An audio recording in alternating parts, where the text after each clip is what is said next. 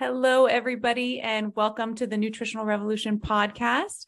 We have myself, Kyla, here. We have Nia, who will be chiming in with some questions. And then we have an amazing guest for you guys. We have EC Synkowski. If you guys have not heard of her, she runs OptimizeMe Nutrition, and it's a company dedicated to making nutrition simple, which is important, as many of you know, right? She is the founder of the 800-gram challenge. And if you haven't heard of that, we are going to dive into all things 800-gram challenge today, because I think it is an amazing challenge concept. I think you guys will learn a lot from that. And just some background on her. She has an education in life sciences and a bachelor's in biochemical engineering, and she has two masters. So she did her first master's in environmental sciences, focusing specifically on genetics. And then she did her second master's in nutrition and functional medicine, and is also a certified nutrition specialist and a licensed dietitian. So well-versed in the stuff we're going to be talking about today. So thank you, EC, for joining us. Yeah. Thank you so much for having me on. Of course. So why don't we start? How did you get into the nutrition field? Obviously a lot of schooling there, but what brought you to that point? Yeah. I was always interested in athletics. So that certainly was probably a little bit of it. But really when I started CrossFit, which for me was in 2006 and eventually led to working for them professionally, CrossFit has nutrition at the base of their pyramid. And so they always talk about nutrition. And so that definitely kind of spurred some interest in it. And I did do some work related to nutrition while I was there, working for them. So that is where I really kind of got into it from a professional point of view. And in fact, I had continuing education requirements to be an employee at CrossFit. And that's when I happened to start the master's in nutrition. I was like, I don't really know what to do with this. This degree looks interesting. Why not? Wow. And so I started the degree, and then that ultimately led to me wanting to do that full time. Wow. That's great. And then, so you started OptimizeMe. When did that get started?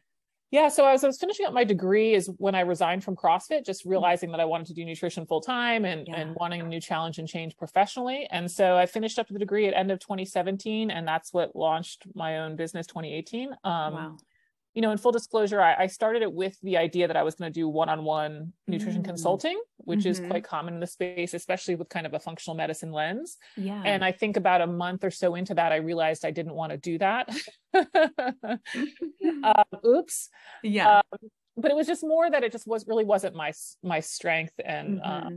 And so then I spent some time kind of working on what I really do, but ultimately I've now come to this place of, delivering educational content through educational programs. So awesome. Yeah, that's how reaching more people too, right? With that format, I would imagine.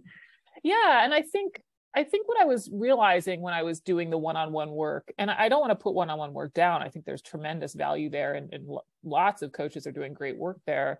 I just found with a lot of my clients, and I think it's true with most clients, is a lot of the basics were overlooked. I was like, I can talk all day about these other interesting, biochemical things, but we still got to eat the fruits and veggies, and we still got to cut down on other stuff. And so I just saw a much bigger swath or strike zone of just hammering the basics with people. And so I was like, I just want to double down on that. And so that's kind of led me to where I am now. I love that.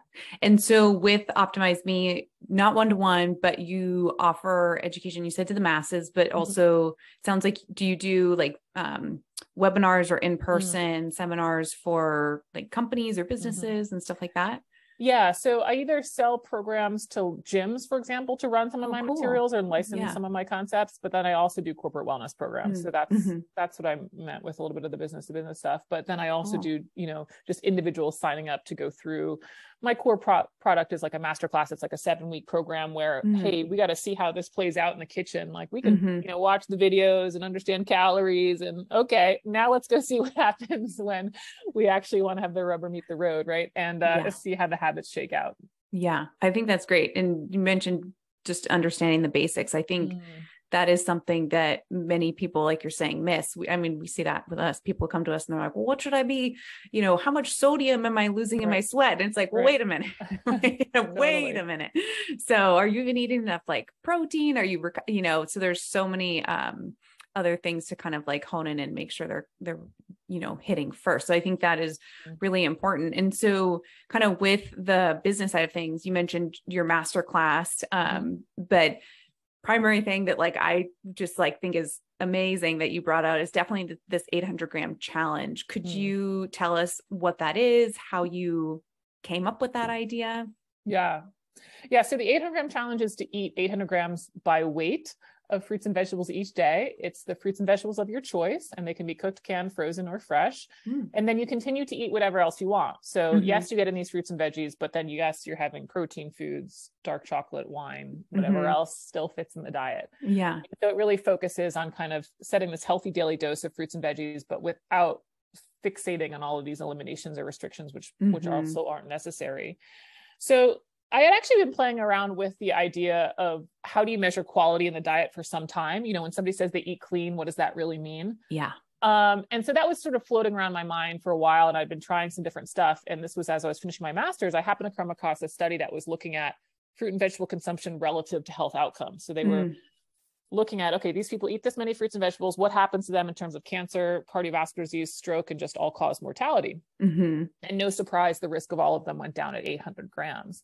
And so I had this idea in the back of my mind of how I measure quality, saw the study. I was like, that's interesting. What about if I try to eat 800 grams of fruits and vegetables each day with no other rules and restrictions and see what happens? Yeah. And so that was mid 2017. It's right. I pretty much saw the study right when it came out, just by chance, looking up something else. And I practiced basically with myself and a good friend who was willing.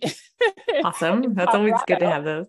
Because, the paper wasn't about trying to be a diet. It was looking at risk reduction. And so I was thinking about it like a diet of how to give people guidance. I wanted to see, okay, what are the calories? What are the rules? Do beans count? Do potatoes count? What are the macros? What does this look like? And so I played around with it for 6 months to really just kind of collect the data on it and get the concept set, and then kind of launched it 2018 as a public idea. And here we are now. Awesome. And so kind of touching on what you just said there, like what is like quote unquote allowed or included, like beans, dried fruit, like, is that information that you pulled from what they specifically looked at in the study? Like beans were involved and stuff like that in the 800 grams? Yeah. So no. And that's what I do like to say is that, again, the number was triggered by this study, but the rules as a diet is me. And, gotcha. And I want people to understand that by doing the 800-gram challenge, I cannot guarantee the risk reductions that they found in their research either. And so they did not include beans. And so for me, though, I know nobody's overeating the black bean.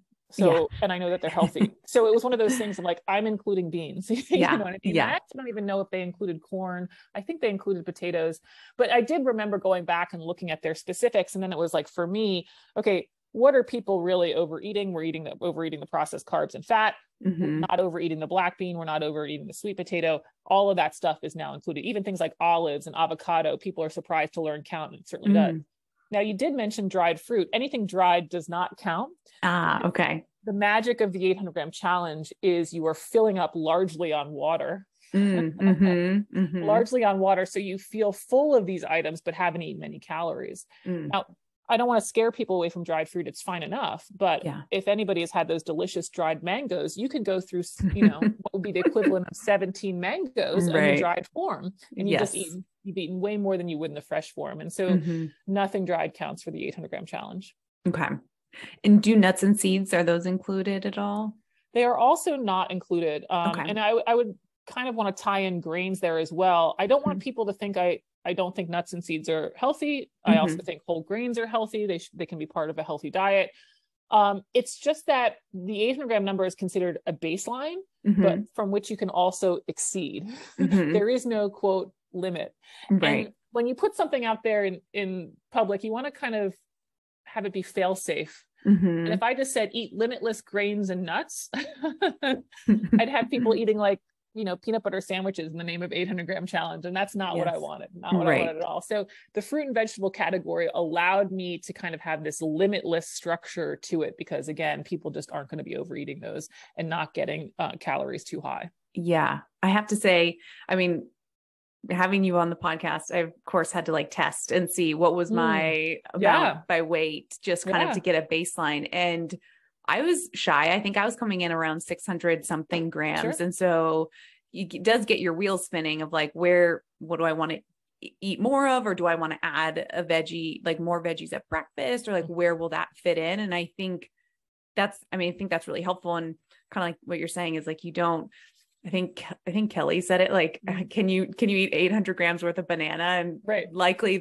you're going to get sick of that real fast. So right. it forces variety, into the diet, which I think is important. And I think is really helpful for people to kind of see. And like you're saying too, the increases just the variety of different antioxidants and micronutrients and all that stuff, which, I mean, many people are missing the mark there as well. So totally, I think that's great. And so, I did, if you don't mind, I did want to say, I want to be clear. I'm not so naive to think that the 800 gram number is this perfect number and that everybody needs to be eating 800 grams. Certainly there are going to be scenarios where people can eat less and be healthy.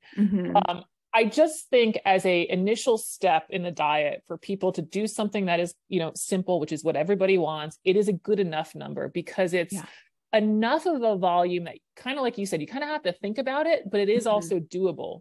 And this is actually when I was playing around with the idea, I was doing something like this that was a little bit more structured, but the volume was so high. It was like 12 different things. And you had to get all this collection of all this stuff. And it was just too cumbersome and too much that it was going to be out of reach for too many people. So again, I think this 800 number is not perfect, but it's in this sweet spot of like doable, but still you have to make an effort for it. Yeah.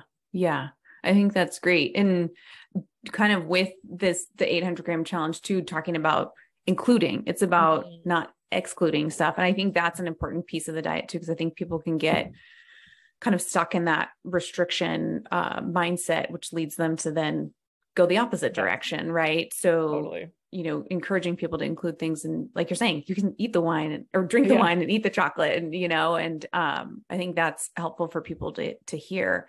And like you're saying, you'll get filled up. So maybe someone too might be less prone to, I don't know, swing by the McDonald's drive-through line or something, right? Because they're filled up on some other stuff. Do you, working kind of with companies and businesses like that too, I would imagine many of those people who work there maybe travel for work. Do you have tips for them with travel and how to still kind of hit close to or get in those fruits and veggies? Yeah. I haven't traveled internationally in a little while. I don't think a lot of us have for obvious reasons, but, in the US, I actually think it's not that hard. Airports have come a long way. In my opinion, I used to travel a lot. And so if you look for things, especially around those like sandwich places, typically at the cash register, they're going to have apples, bananas, oranges, similar to kind of coffee stands. And then also like those Hudson News type stuff in the refrigerator section, they often have cut up fruit. They often have just even fresh pieces of fruit, such that I don't really think it's much of a challenge in terms of actually getting the grams. I think the challenge is walking past Cinnabon and other fast food is there, such that you then go make the choice to do so. Right. And I actually just had a client ask this yesterday, kind of like, what's the mindset when traveling? I think we have to remember that you will always, always, always have the opportunity to make a poor decision in our modern food environment. There is no, hotel vending machines, quick stops, you name it. You will always have the opportunity to make the wrong decision. So when you're walking past the coffee stand and you see the apples, you grab two. Because when it's available, you take advantage of it and you just take those fresh pieces to go and you'll have it a little bit later that day or whatever. But it is very doable. And then you go out to a restaurant, you get a baked potato, you get a side of veggies with your steak or some sort of permutation like that. That's plenty of places and you're there. Awesome. Yeah. I love that. I think that is, people can get, stuck when they're traveling too. Do you find that you suggest different recommendations if someone is maybe more of like I work at a desk and I'm not doing a whole lot of activity versus maybe someone who is more athletic or is like an athlete? Do you suggest changes to the 800 grams or any additions to? Certainly the 800 gram challenge is not meant to be the be all and end all for everyone in all circumstances, but I do consider the 800 gram a baseline, and then active and larger people will typically scale up. So I actually am 6 feet tall. And so for example, I average 900 plus a day. Wow. Nice. But I'd like to remind people that the 800 gram challenge, when done with mixed fruits and vegetables, is only about 4 to maybe 500 calories. Mm-hmm. So for a lot of caloric intakes that we do in a day, for most people, we're only talking about a quarter of your calories. Mm-hmm. So Mm-hmm. there's really not a lot of reason why we can't do this type of volume. Now, the challenge will be if your diet is far from it, it's going to feel like a huge amount of fruits and veggies and you have to make all these changes. And I appreciate that. And maybe in the beginning we scale it. Maybe you do the 400-gram challenge, Mm-hmm. get used to that and then build up to Yeah. the 800 challenge. But to me, based on calories, based on the fact, this is another thing I like to remind people too. I didn't come up with the number. It wasn't something that I did. And I was like, oh, this is amazing. It came from research looking at people doing this. And it came from, the study was a meta-analysis looking at 95 different studies. So we have lots of data of people pulling this off in real life who are not me. Yeah. Yeah. So that combined with like the calorie info, it's just like, no, this is doable. Mm-hmm. It's likely that some of our diets have swung so far in another direction that it feels very challenging. And so maybe we just have to have a slower on-ramp in those cases. Mm-hmm. Yeah. And you mentioned too, it seems like people that are coming to you, the diet is higher. You're saying in processed carbohydrates and fats and maybe low in protein and low in the fruit and veg area. Yeah. Totally. Do you, kind of talking about that, it makes me think of your lazy macros, which is another thing you do. Can you explain to us a little bit about what lazy macros is? Yeah, that's essentially the second step I would do with people. And that is, you continue the 800-gram challenge, keep eating those fruits and veggies. And now we're also going to add a protein target. And it's just for the reason that you mentioned, we're typically eating too many processed foods. So they're high in carbs and fat. So to bring everything in line, if we focus on fruits and veggies and we focus on protein, maybe we'll get a better balance between quality and quantity. And so it's done in the same way as like, I give out a baseline number of 0.7 grams per pound of body weight. That's how much protein to hit in a day. Focus on doing that, focus on getting your fruits and veggies. And then, yes, you can still have wine, chips, and whatever. You're going to find that the volume decreases just because you don't have as much room for them. Yes. Do you encourage like distribution of these throughout the day, or do you find that people just naturally adapt to that? Yeah, I mean, I think that is sort of an interesting point that sometimes I think we try to micromanage these things that we do quite naturally anyway. Protein tends to be a very satisfying macronutrient. So there's very few people who are like, I love to eat 100 grams at once, right? Like it's like, they're not going to do it anyway. Even if you said that was the most ideal strategy, because after about 40 grams or so, most people are done. Now, can some athletes pull it off and need to? Sure. But for most people, it's going to look like they're going to have to spread this out across the day. Do I think it matters to the degree that some people think it does in terms of performance? No, ultimately, I think total quantity will. But I also think if there is any theoretical benefit, a lot of that's just going to happen because of the way that we like to naturally eat. Yeah. And how do you encourage people? I mean, obviously with 800 grams, people are weighing on, like, imagine a food scale to get that metric. With the protein, I imagine they're doing the same thing, food scale. I do encourage people to do that because I think it's some of the best education they can have about nutrition. With so much confusion out there, it's like, okay, you guys want to get clear on this stuff. One of those ways to do it is to spend some time doing that. But you can estimate, I mean, the 800-gram challenge is about 6 cups and a cup is about the size of a closed adult fist. So you can do about 6 cups a day. The exception really is leafy greens. Those are pretty light. So there's only about 25 grams per cup. So you have to do a few of those to equal something else. But most everything else, like bananas and peppers and tomatoes, those are about, 130 grams per fist or per cup. And so you do 6 a day and you're there. And then with protein, I think just looking at the back of the label, most everything people are eating are going to have that, but typically about a palm size, as you know, it's about 3 to 4 ounces. That's about 30 grams. I love it. I'll see people scoff at these ideas of estimating. And it's like, you clearly don't work with the 99% of people. I mean, maybe you work with really elite athletes, but you have not worked with people that are like trying to live busy lives, raise kids, work full-time jobs, because these types of hand-eye measurement systems are going to get them so much closer to where they want to be than what they're doing now. Like to 80, 90% level. Yeah, we're not at 100% accuracy. And I don't know that we need it. Yeah. I think too, people can get, like you're saying, the busy, maybe recreationally active folks, like they want to be healthy, but they're not the athlete going for the podium spot, and so their focus into nutrition, or maybe even desire to focus on nutrition that much, is not there. So keeping it as simple as you can with those like visual references, I think makes it that much more adherable for the diet. So yeah, I think that's great. And it gets people started. And obviously if they wanted to dive into it more, eventually they could grab the food scale if they needed to. Do you use like a tracking app ever with people or is it handwritten or how, I mean, you mentioned the nutrition facts stuff. So I've seen some of your posts, so I think I know the answer to this, but I'll let you explain it. For like the 800-gram challenge and even lazy macros, I encourage a Post-it note system. I probably should look into a sponsorship for Post-it notes, just a simple running tally. I mean, that'd be funny.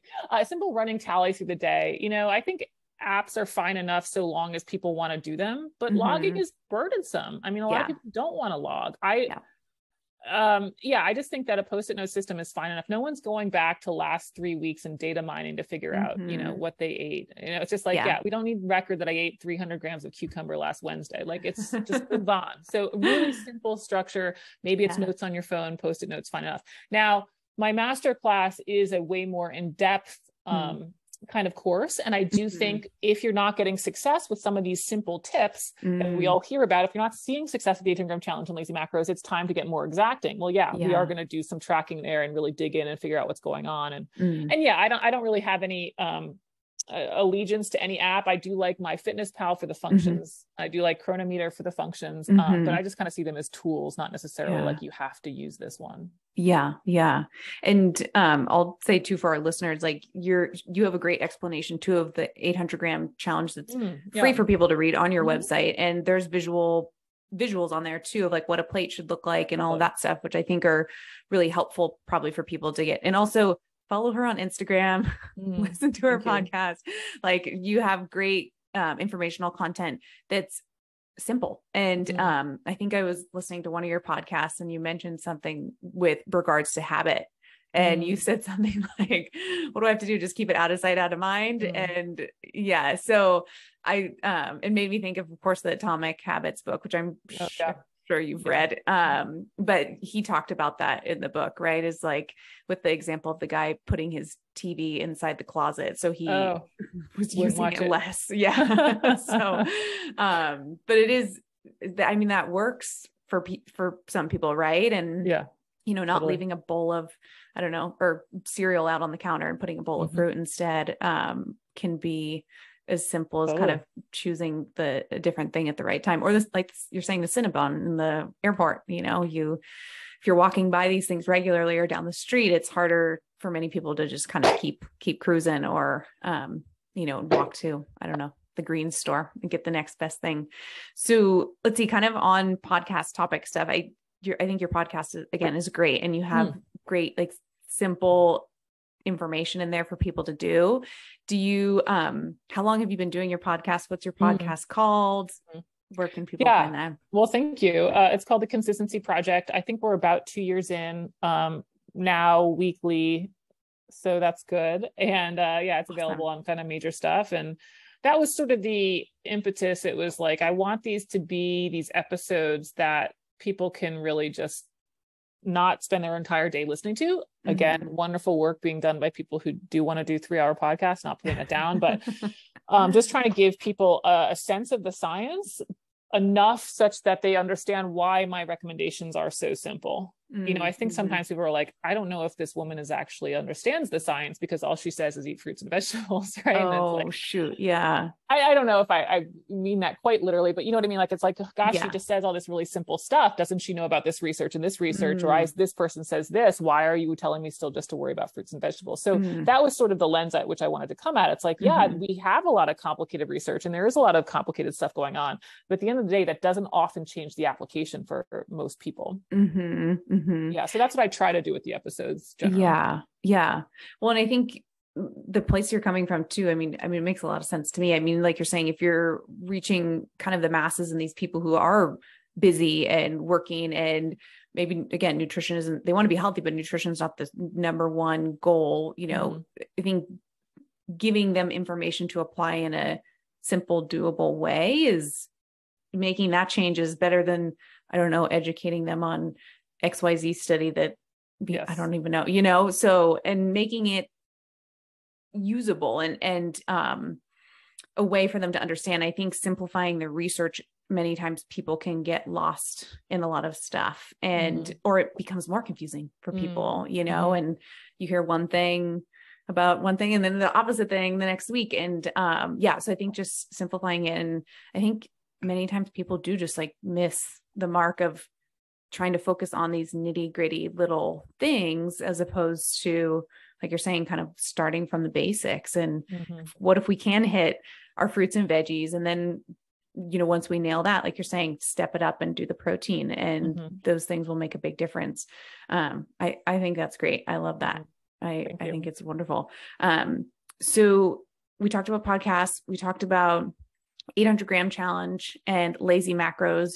Do you, we talked about it a little bit before we hit record, but this 800-gram challenge is getting put into a study. Yeah. Science. Which I think is so exciting. Yeah. Science is happening. Yes. I'm so impressed by that. I think that's wonderful. So can you tell us a little bit about that?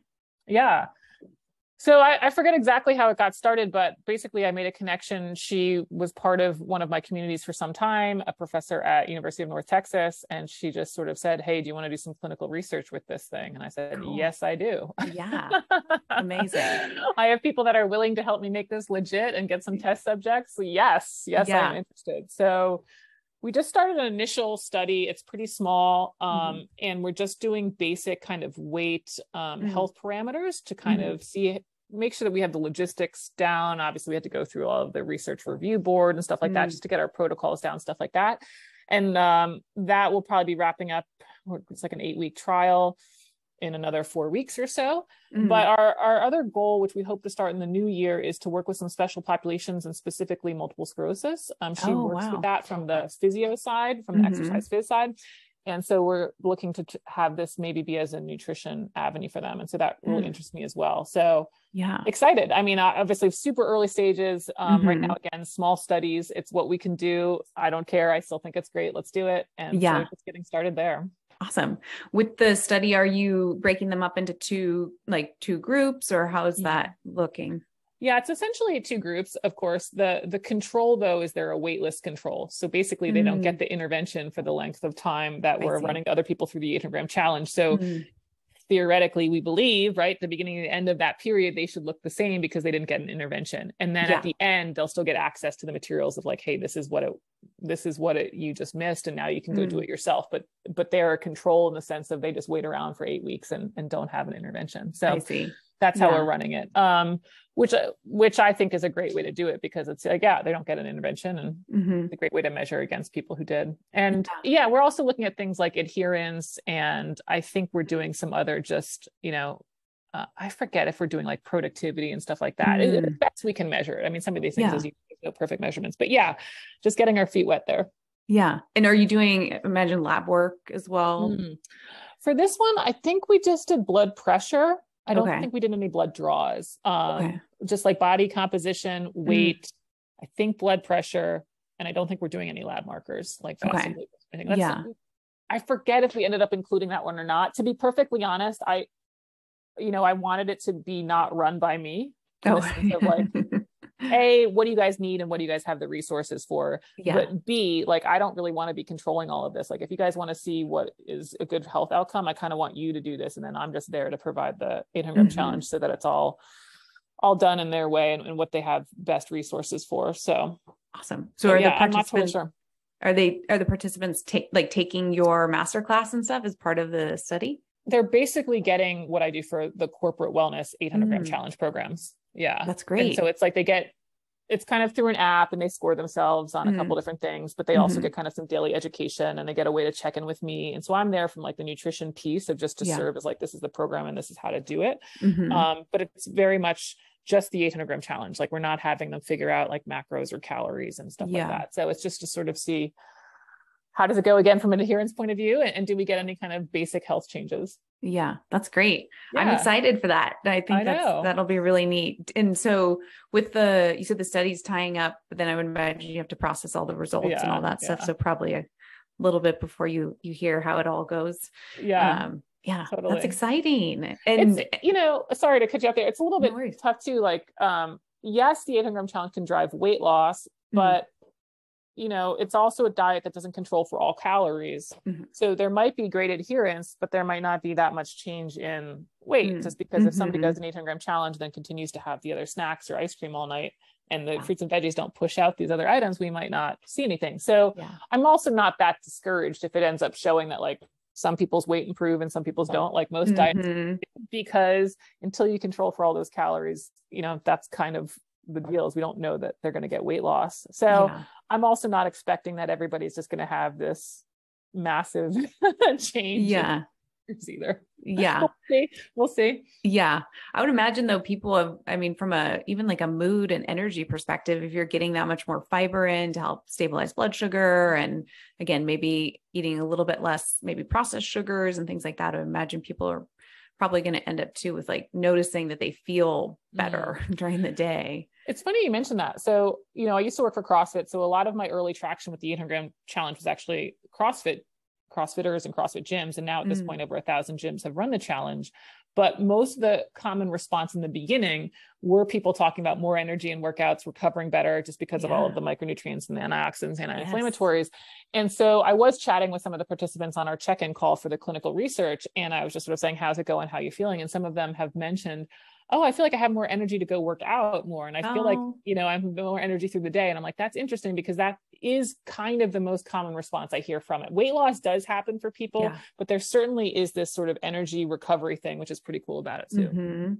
Yeah. I think that's important to mention that as well. I definitely, with our athlete population, I think sometimes some of them can get sucked into, yes, they do need a lot of calories to fuel their sport. And sometimes that then sacrifices things like fruits and veggies that can take up a lot of space in the stomach, but those things have a place too with recovery from an athletic perspective as well. And I think many of them, it's easy to rely on a supplement and stuff like that, but it's not the same, right? There's so many different things too in foods that, we haven't even discovered yet that will have an important impact. And also there's no fiber in a vitamin. Right. So that's another important part. Do you notice with the increase with people kind of coming onto the 800-gram challenge, like the gut, I'd be curious, like the gut microbiome and maybe what's going on there from just getting more fiber in potentially too. I'd be curious.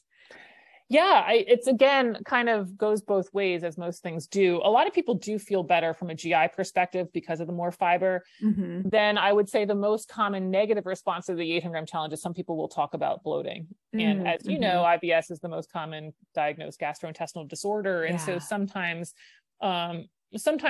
increasing the volume on certain items can be an issue for people that have IBS too. So sometimes I do hear about bloating, but I would say it also goes the other way quite favorably as well. So we're like, wow, my GI is way better and all of that stuff. So fiber, I think, is one of the most underrated nutrients. And of course, when we increase that fruit and vegetable consumption, it typically goes up. And so generally it's going to be more positive than a negative response. Yeah. And you had mentioned too, like 400 to 500 calories coming from 800 grams of veggies. Have you calculated what that fiber addition is as well? Yeah. So that one actually is a little bit more variable, just because it really depends on what you're eating, right? Like if you're doing the beans, avocado, and raspberries, you can be up 30 plus grams. And then if you do like kind of the watermelon, cantaloupe, pineapple, you might actually be less than 10 grams. Wow. And so it just really depends on what people are picking. Now, again, we have to always remember that an 800-gram challenge, while some people will feel overwhelmed by it, is still only a quarter of their calories. And so it's like, okay, even if it's on the lower end of fiber, you still have room for other things in your diet, which might be higher fiber to make that up. But I'd say most times it often falls in that middle 15 to 20 grams if people aren't being too wild on their choices. That's good. I like that you include beans too, because I think it seems like for a minute here, like people just stopped eating beans. Like when I would check in with people, it was just like, it was supposed to be quote unquote bad and who knows what. But I think when people start bringing that in, and when we look at a lot of the Mediterranean diet, and beans are obviously a very regularly consumed thing there. So bringing that in and getting that source of fiber too, I think is great. And I've noticed with some clients, like some beans work better for their digestive system than others. So just kind of playing around and finding out which ones maybe work better for some people. So if someone is considering this 800-gram challenge, Mm-hmm.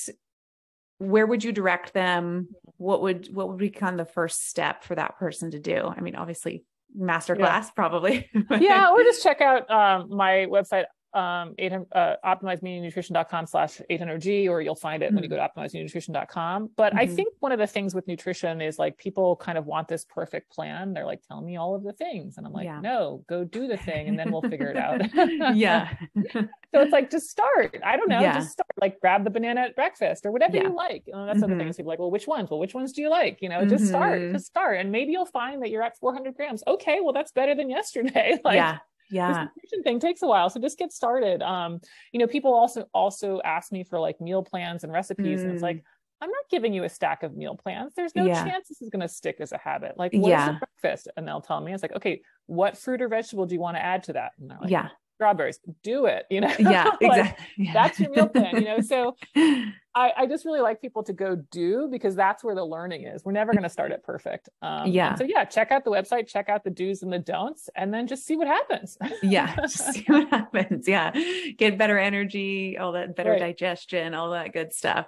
Well, I will definitely be continuing with my kind of experimentation as well with the 800-gram challenge. I think it's a good eye opener. I mean, you know, coming from a nutrition background and in a field of nutrition, I did it the first time. I was like, I kind of felt like, I felt a little bad. I was like, oh my gosh, I'm not at 800 grams, but so, you know, it is kind of that eye opener of like, okay, maybe I can include a little bit more here and there, and get a little bit more different colors in my day-to-day and stuff like that. It just gets you kind of thinking a little bit about it.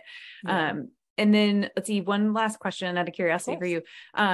With the 800-gram challenge plus the lazy macros that incorporates the protein, have you noticed any difference in body composition changes between people who are doing just 800 grams versus like the 800 grams, including the protein lazy macros? I mean, theoretically, it could help with some lean mass transitions for sure. I think most people are going to notice more once they also just adjust their calories, again, because we tend to be overeating the processed carbs and fats. So that can also happen at the 800-gram challenge stage. But sure, eating more protein can help with improving that body composition. I think one of the things I like to remind people, and probably isn't necessary for your audience to remind them, but sometimes we just think about like, well, I'm going to eat more protein and therefore I will have more lean mass. It's like, no, you're going to eat more protein and train really hard, and then you are going to have more lean mass. So we can't forget that like the training is what necessitates the lean mass gain. That extra protein is nice, but we also have training pieces there. I think you just hit the nail on the head right there. Cause I mean, getting people to think about protein is one thing, but I think too, they think, oh, I'll, bump up my protein intake. I'm going to have biceps, in a couple of weeks. But like you're saying, the resistance training, I kind of think about it like the question where people think that they can spot reduce body fat, where it's like, you can not do that. Right. But you can spot increase muscle if you specifically do those things in a sense, and so if you're including enough protein and maybe say you only train your biceps, well, sure, your biceps are going to grow. Right. But if you're sitting around all day, your biceps aren't going to be growing. So protein does not doing much. Unfortunately. All right. Well, I want to be mindful of your time. This was so informative. I think the listeners are going to love this. I think it's a great challenge for people to practice with, athletes included. Absolutely. Again, from the micronutrient antioxidant perspective to kind of hone in on that. But I would also probably say for some of my athletes, many of them can have GI issues during racing or training. Specifically runners seem to be more common in that arena. So probably increasing that fiber intake or fruit and veggie intake, maybe slowly over a period of time, or even sometimes we'll have them taper back a little bit before their long training days just to minimize that. But I think that would be something for people to kind of play around with and test. I think that's great. So where can people find you? Our listeners, where Instagram? I know we mentioned your website a few times. It's pretty simple. OptimizeMeNutrition.com, and then OptimizeMe Nutrition for Facebook and Instagram, and the Consistency Project podcast. All right. Awesome. Well, thank you so much for joining us today, EC. This was super informative. We appreciate your time, and we will, I'm sure, speak with you soon. And we'll be promoting this 800-gram challenge left and right now with our clients. We'll be sending them your way. Awesome. Thank you so much. This was fun. No problem.